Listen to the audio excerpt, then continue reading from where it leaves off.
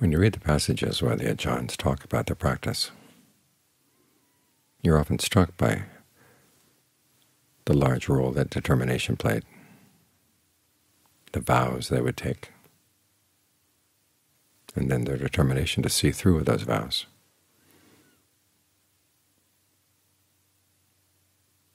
This has a lot to do with their ability to develop concentration and to develop discernment. In other words, they encountered problems and they didn't let the problems get them down. They figured there must be a way around them. And they made a determination.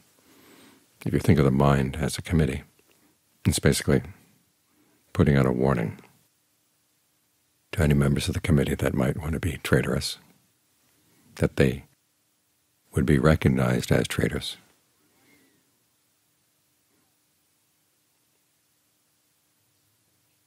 And to give a strong impetus to carrying through.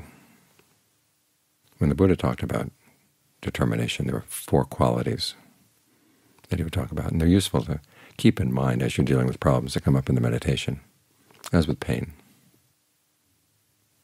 The first quality is discernment. Remembering that you're not going to simply be sitting with the pain. You're going to be trying to figure it out. And the extent to which you do have to be patient and show endurance. You need to figure out ways of making it as easy as possible. In other words, getting allies on your side. This is one of the reasons why we work with the breath. In the instructions on breath meditation, when the Buddha talks about feelings, the first 2 steps are to learn how to breathe in a way that gives rise to feelings of rapture and feelings of ease. You're going to need these as you deal with pain. Remembering that the pain doesn't consume the whole body. There are parts of the body that are perfectly fine. So you focus on those, learn how to maximize those. Get them on your side.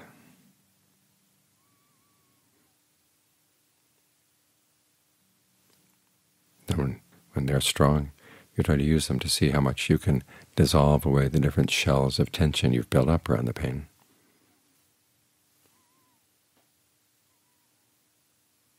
Because there is that instinctive reaction. When pain comes, you try to contain it. You tense up around it to make sure that it doesn't spread. This is a habit we picked up probably when we were children.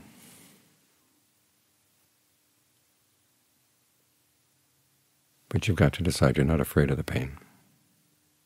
You've got your allies on your side. So you spread that sense of well-being, the comfortable breath, through the pain. So you can dissolve away that pattern of tension, that shell of tension. And sometimes you'll find that the pain is gone.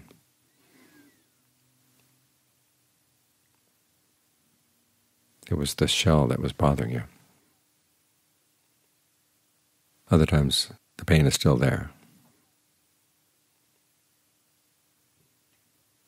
But you can see it more clearly.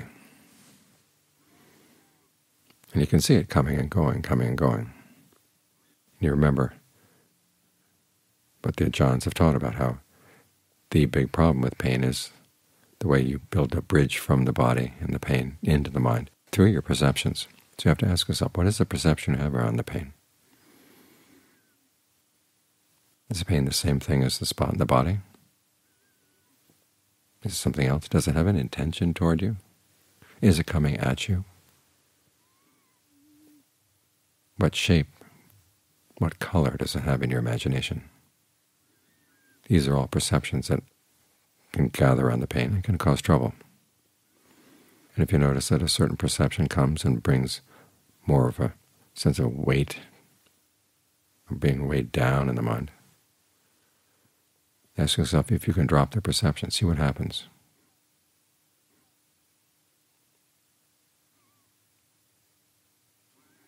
Here you're moving from the first of the determinations, which is discernment, to the second one, which is truth. Really looking at how things are going and not flinching at what you see. You use these two determinations together. Still trying to figure out the pain. Why do you use a certain perception? How can you replace it with a better one? I think I've told you about the time I was having my back treated in Singapore. I was basically being beaten by bamboo whisks after having been rubbed raw. It was very painful. And I realized that part of the pain that was getting to me was a sense that the pain was coming at me. If I could see the pain as going away, as when you're sitting in the back of a station wagon facing back, someone else is driving down the road, you're facing back. And as soon as something comes in the range of your vision, it's going away from you. See if that perception helps. In other words, the problem is not the pain, the problem is the perception. And the real problem is our ignorance around the perceptions. We apply these perceptions partly as a way of warning the future, as we go from moment to moment to moment. Hey, there's a pain here, watch out, there's a pain here. And that warning signal takes over.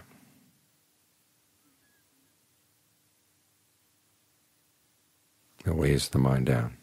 So see if you can be with the experience of the sensation of the pain, but without the perception. What that does.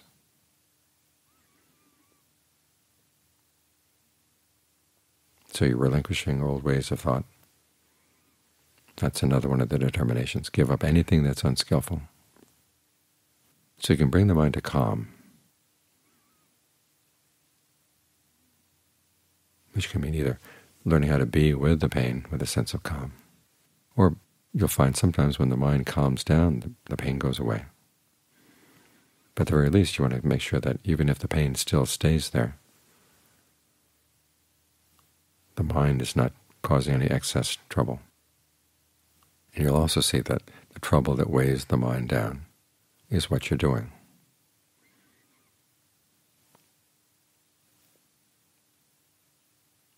So if you're determined to see these things through, these qualities really will help. Discernment, truth, relinquishment, calm.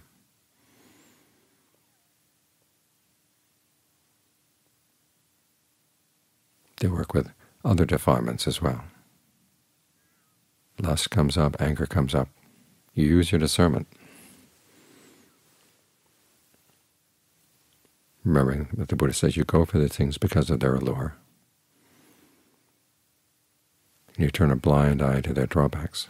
So that's precisely what you've got to discern. Where's the allure? Why do you like these thoughts? And if you were to act on them or to follow through with them or just allow the mind to think about them, what would happen? Are they worth it? And sometimes he'll add, look for the origination and look for the passing away. This too is part of the determination of discernment. Origination, of course, means the cause. It's not just simply things are arising. Something in the mind is causing them to arise. It can be simply a reaction to an uncomfortable feeling. Some people have a sense of dis-ease in the body. They immediately go to a drug or some other way of soothing to get rid of that feeling. And often thoughts of anger, thoughts of lust, thoughts of whatever are our addictive escape. So look for the origination. What exactly sparks these things? And how long do they last? They come and then they go, and then they come again, and they go again. You think you're done with it? Oh, they come back. Why? What's the pull?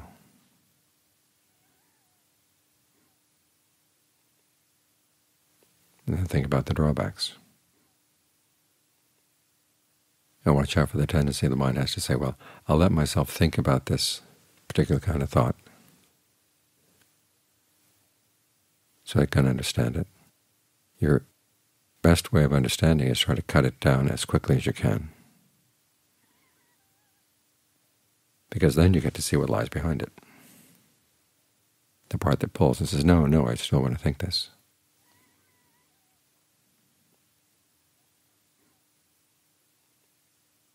And if you're determined, you can stare it down. But this is why the determination is an important part of the unraveling of these things. So you can see what truly draws you to these defilements.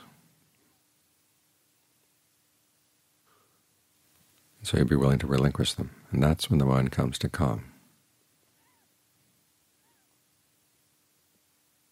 So determination, even though it focuses primarily on getting the mind to settle down, involves discernment as well,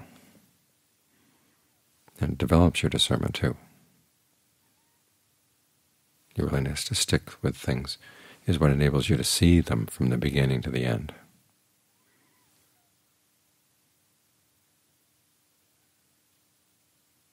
So the Buddha offers these tools for dealing with all kinds of problems in the mind.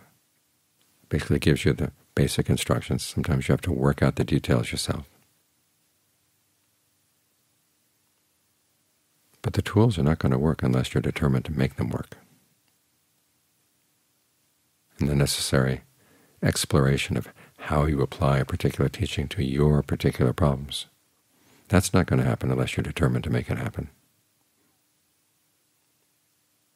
There's so many people out there who say, well, meditation is simply a process of being with whatever comes up, and being okay with it.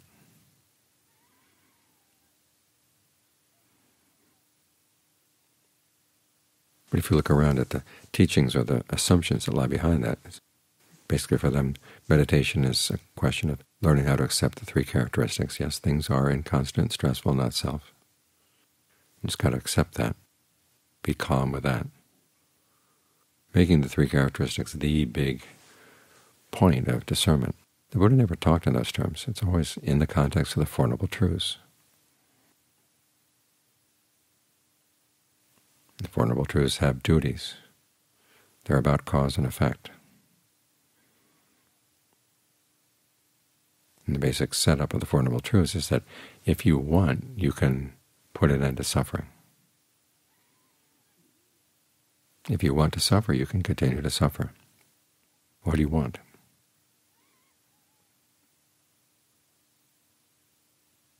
How are you going to look at your thoughts? How are you going to look at your attitudes? You have to look at them in terms of where they come from, where they go. Cause, effect. Are you getting the effects you want?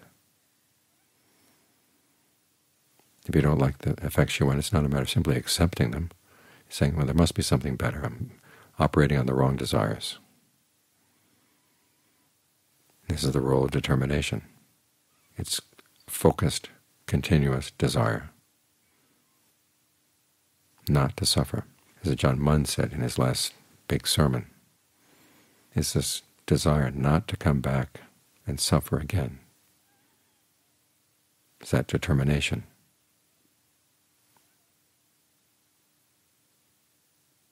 That's what's going to see you through.